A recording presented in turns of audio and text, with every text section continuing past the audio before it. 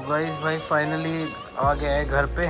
अभी रिक्शा वाले भाई से छुड़वाया था घर पे फैक्ट्री से, वहाँ से गोडाउन से। तो ये अपना एसी आ गया है घर पे। इसकी अभी अनबॉक्सिंग करेंगे, देखेंगे इसके अंदर क्या क्या चीज़ें आई हैं।